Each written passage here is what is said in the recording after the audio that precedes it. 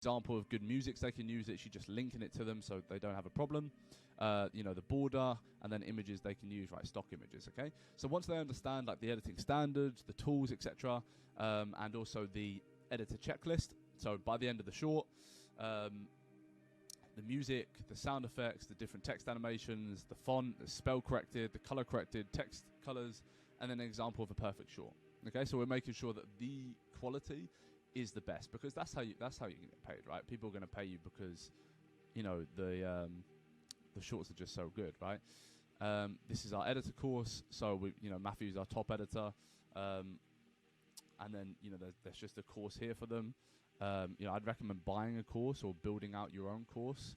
And our course is crazy. Like, it just makes them sharks, right? But you might have a different course for that. And then clips for them to edit. Obviously, we give it to them. And then, you come out the other end with a test trial editor. You can be like, okay, yeah, like fix this, fix that. And then, you have a great editor. But that's only with good material and good courses, because, all of this courses here, Matthew, that's like Matthew training them one-on-one. Like, all these are like an hour long. And then you've got Matthew trains them for like an hour. So it's like, it is a big, like, that's why it's like takes one day to actually train an editor up if they're like really focused for the whole day. It's not just a quick thing.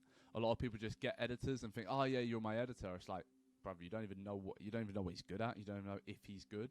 And if he's not good, you're not going to make money. It's dead, right? Like, you just can't scale.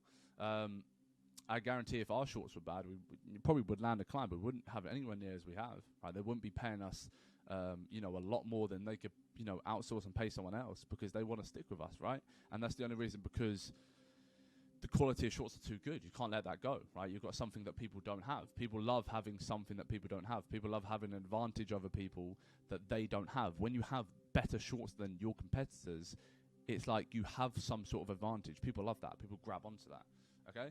So to actually have referrals is 10 out of 10 service delivery, but not only that, sell yourself, right? Like, Harvey had a call with one of our biggest clients, probably our biggest client. He done like 33 million in sales for a clothing brand. That's pretty crazy. But like, he was literally on a call with him for like over an hour, just talking about life, talking about business, talking about potential things he could do, just like because he had a relationship with him, right? That in and of itself is going to keep a client on for a long time. That is going to make someone want to give you referrals, okay? That's going to make someone want to, tap into their network and say, hey, these guys are really good. You need to get signed up with them, okay? Like, you can have really great service delivery, but they might not think about helping you out if you don't sell yourself. You have to sell yourself, right? That's all business is. That's literally, that's the secret, right? Just having a really good personality where it's like, it's just hard not to attach to you. It's not hard. It's hard not to want to work with you and want to work in your business, okay? So, coupled with 10 out of 10 service delivery, selling yourself, hiring the best in the game, referrals will come over a month's time. They'll come over a month's time. And once you have referrals, it's simple, okay? Sales assets, right? This is like what I rate my business so heavily of what we've done. It's pretty nuts, okay? But between yourself and your company, it should be pretty difficult not to stumble across a piece of content that could convert a prospect into a client, okay? Like, if someone's scrolling all day with like, they want to learn about SMA, or they want to learn about business, or they want to learn about, upping their short form content, whatever your offer is, like, it should be pretty difficult for them not to just stumble across a piece of content that could draw them in. Okay, so for example, on our funnel, it links to all our social medias, right? On our funnel, we give them resources, showing who we are, talking about our offer, talking about our personality, okay? Channel, right? Links to social medias. It links to everything. Everything links to everything. So it's like, it's difficult not to digest one piece of content and go to every single one and see, okay, like, fuck, this guy's pretty good. Book a call, okay? But with your offer right now, you just don't have that.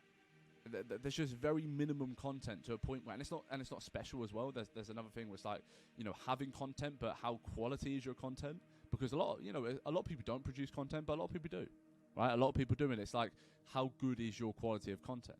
But between like the funnel, linking the social medias, having the resources, via sales, the channel linking the social medias and the company, you know, the Instagram linking pretty much all the other socials and the company. It's like, fuck, at one point you're going to book a call or you're going to do something at one point. It's pretty difficult not to. There's just so much, right?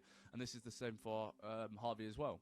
And I think that was, we started realizing that all the work we'd done previous just started compounding to a point where it's like we don't stress about booking appointments. It's not like, oh, when's the next call? It's like, okay, bang, okay, move on to the next one. There's going to be one there somehow, whether it's through outbound prospecting, whether it's through inbound leads, whether it's through referrals, whether it's through our different offer. Like it's crazy, right? And that's how you actually scale a real business. Because think about one of the, you know, the best business in the world, the best companies in the world, Apple, for example. Do you think there's one way to pay Apple? They just have one offer? Of course they don't. Of course not. Of course you can't pay Apple. You can pay Apple many ways. They'll take your money any way they can, okay? Look at the biggest one, someone I really look up to, Grant Cardone, right? He's become like a real personal brand on social media, but he's a really good businessman. He's a fantastic marketer. Do you think he's got one offer? Do you think you pay for one thing for him? No? Okay? And this is more going off the short form thing. This is more just going off like how to, you know, be really rich. And yeah, man, like you just got to look at what everyone else is doing. Okay, booking call chart, right? Energy chart. When I realized this and when I stopped realizing the booking calls, there's a certain process to it. There's a certain process why someone goes and books a call. Because I feel like it's very easy to look at a prospect and see him as just a number on a screen, right? It's just one guy, just another guy, right? But it's like, they're actually a human being. I'm actually going to write this down. They're actually a human being. So to book appointments, you have to realize why people book appointments, okay? So if you throw so much energy in there, so this is the bad side. This makes them not want to book an appointment, forget about you, their brain goes all foggy and they don't book a call, okay? On the green side, we've got why they book a call. Throw them resources. Throw them a VSL. Show them your personal brand, but unintentionally, but intentionally. So what I mean by that is don't send your links. Just make it like you've branded everywhere to a point where if they're semi-interested in you, it's hard not to stumble across every single piece of content. I will go back to here. Stumble across every single piece of content to a point where it's like you've digested it all and you feel like you know the person, okay? And then you're bound to book a call. You're literally a nudge away from booking an appointment. So throw resources in their way. Throw a VSL in their way. Throw personal brand in their way. Throw testimonials in their way, right? Be like, you know, something I do for my clients, well, my prospects is like, I'll go, just so you're clear on the quality we produce, check out, you know, this highlight just to see the content we produce. And on there, it's got bang testimonials, it's got a VSL, it's got everything. So you're just linking them, making them, you know, take in more and more of the energy you throw their way to actually nudge them towards booking a call, right? We're trying to push them through a door, right? Every resource you send them, every VSL, every personal brand, every testimonial, every content they digest, every case study, every proof of concept, it pushes them towards the way, right? So let's go backwards. Let's reverse engineer that. If you've got a graphic account, right, and with no personal brand connection, and then no testimonials, it's like your offer's just so cold. It's just so dead. They just want to get out of there. They want to get out of the room. They want to run away. You're boring them. If you show them too much, if you're quick, if you show them so much, it's like they're coming with you, right? But if you have this just cold brand, it's very difficult for them to book an appointment. I hope this is kind of changing the way you think about business and think about an agency, because you have been brainwashed. You've been really brainwashed to believe like an agency is a certain way.